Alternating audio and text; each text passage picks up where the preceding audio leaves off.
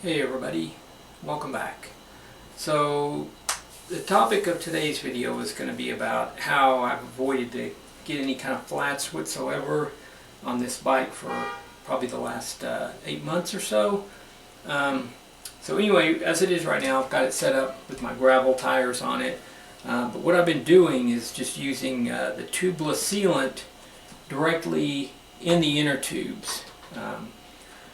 So this kind of the purpose that I use this bike for is mainly to commute with, but also my commute is 36 miles typically round trip, and of that 36 to sometimes a little more, but I would say generally about 10 to 12 miles of that is on gravel or dirt roads, some of which are pretty littered with random, sharp rocks, goat heads, glass on some of the city streets, things like that. So lots of hazards that can cause potential flats. So anyway, when we first got out here to Denver, I was commuting a lot, and I was probably averaging a flat maybe once a month or so for the first few months. So just kind of an old trick. We used to do this on our race bikes, on our tubulars, was to put, if you got a puncture, had a slow leak in a super high-end tubular tire, we would just put the tubeless sealant in there, which is kind of basically like a liquid latex, and it worked really well as far as, those tires, the lifespan isn't great, so it really helped with that. But anyway, fast forward to kind of now, I started just putting that in the tubes just kind of as a extender, and it started working really well. Started having zero flats at that point. So anyway, you might be asking, well, why would you put sealant in a bike with tubes in it?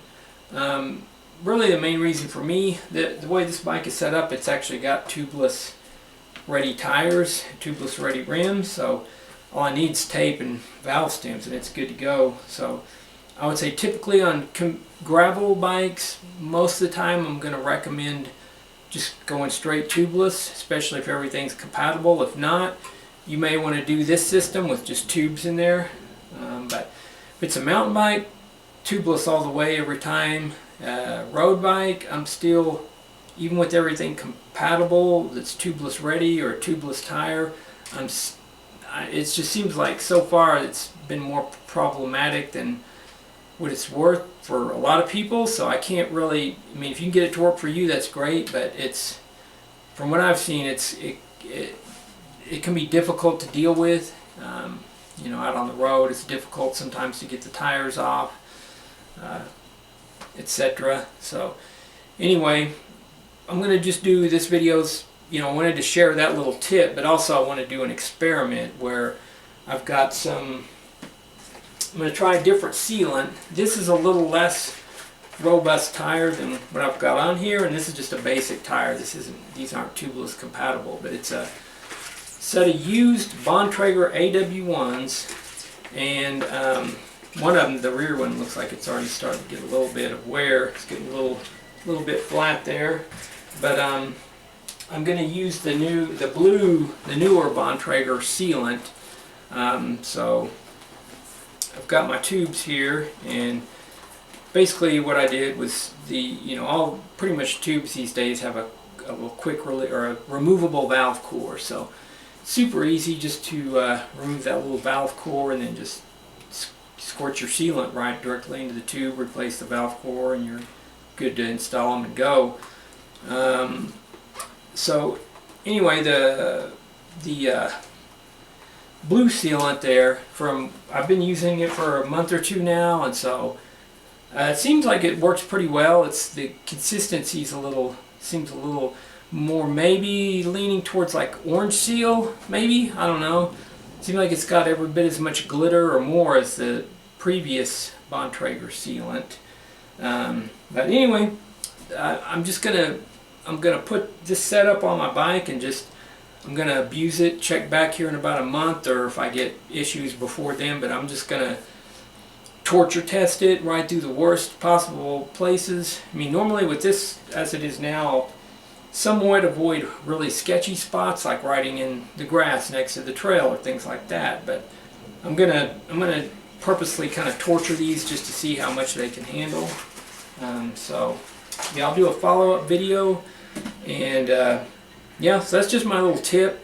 So kind of back to why not just go tubeless with these. Well, probably the main reason is I like to switch the tires quite a bit. Like through the winter, it would be sometimes the combination of these tires, or if it's an icy day, I would switch back to my ice tire. So if it was straight tubeless, it's kind of a hassle to pull the tires off with the sealant in there, and, you know, suck it out, put it in a new one, and storing the tires. It's messy. Whereas versus the tube, you can just pull the whole tire and tube combo off, and you have your kind of different sets just with tires with tubes in them. And if you keep the tube in there, it kind of sticks itself to the edge of the tire eventually there. So you just remove it as a unit. Any debris that may be in there that's plugged up is not going to get removed or anything like that. Any of the liquid latex plugs. But you know, that's one reason. Honestly, it seems like it's way more airtight. I have to inflate my tires way less frequently than without the sealant. I don't know. That's not something I did because of that. It's just kind of a side effect. So a little less general maintenance as far as keeping your tires inflated and whatnot. And so yeah, that's kind of the basic idea. Thanks for watching if you watched this long, and check back here in a month or so and see what our results are. So yeah, thanks for watching.